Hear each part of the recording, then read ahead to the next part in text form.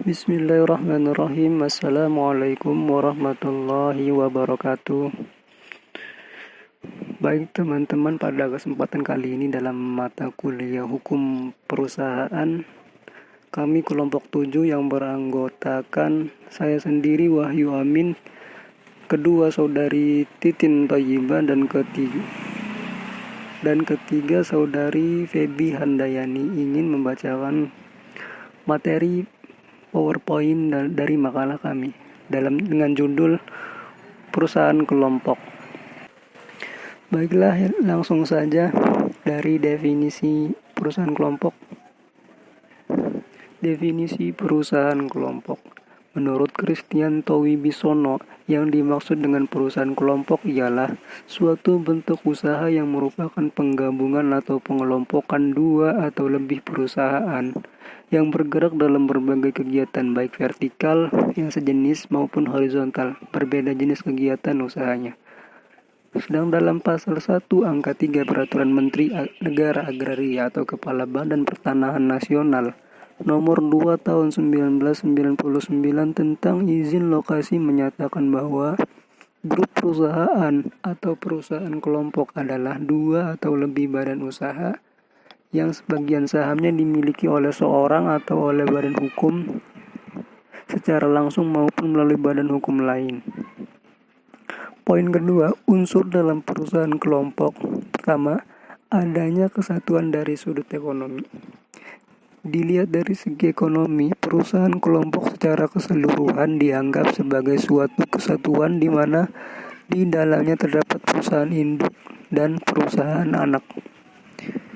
Kedua, adanya jumlah jamak secara yuridis. Perusahaan-perusahaan itu berada di bawah pimpinan sentral atau pengurusan bersama, atau dapat juga dikatakan bahwa mereka dipimpin secara seragam atau bersama-sama.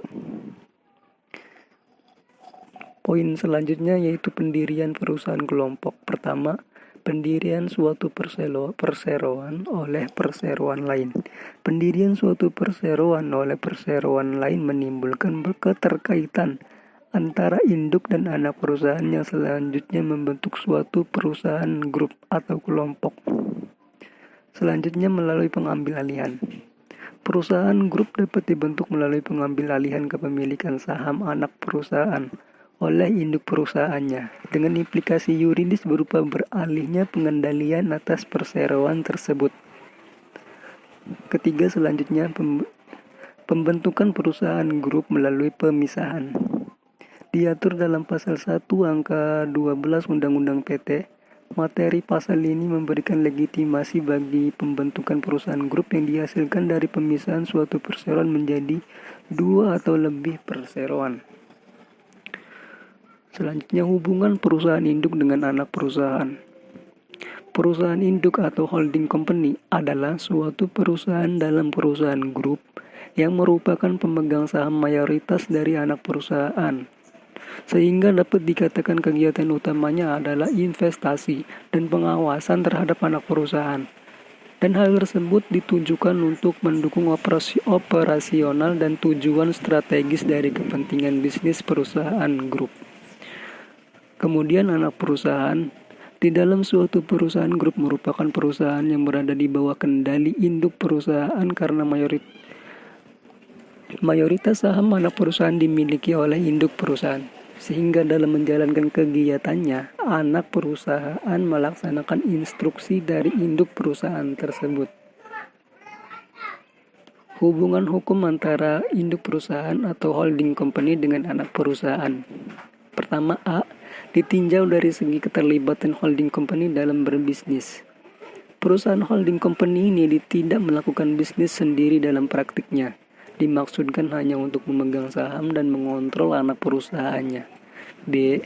Ditinjau dari keterlibatan dalam pengambilan keputusan.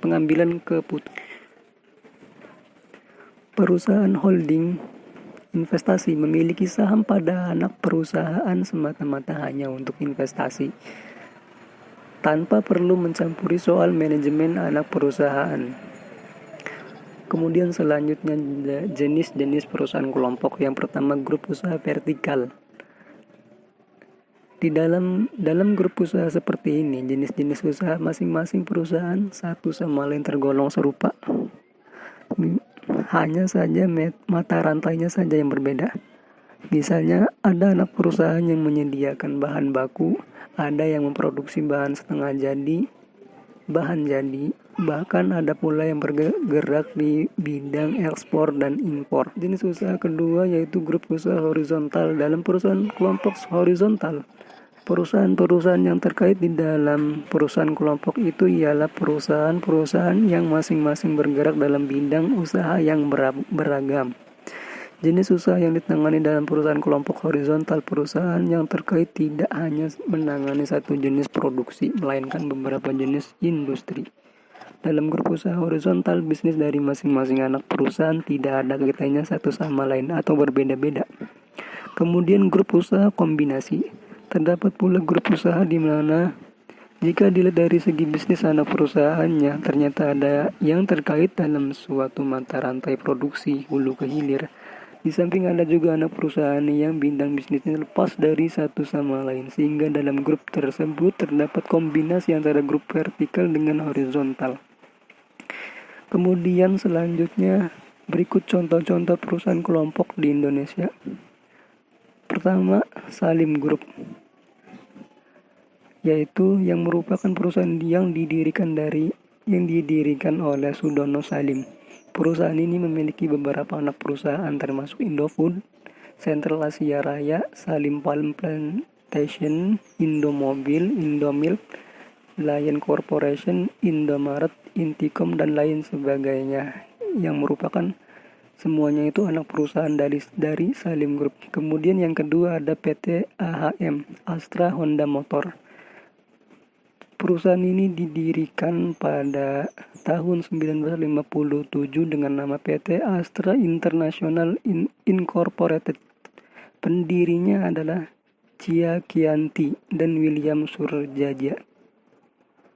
Ruang lingkup kegiatan perseroan seperti yang tertuang dalam anggaran dasarnya adalah perdagangan umum, perindustrian, jasa pertambangan, pengangkutan, pertanian, pembangunan, dan juga jasa konsul. Baiklah, cukup sekian dari pembacaan materi PowerPoint kami. Atas kekurangan dari makalah PowerPoint dan juga cara penyampaian kelompok kami, sebesar-besarnya kelompok 7 memohon maaf atas hal tersebut. Wabillahi taufik wal hidayah. Wassalamualaikum warahmatullahi wabarakatuh.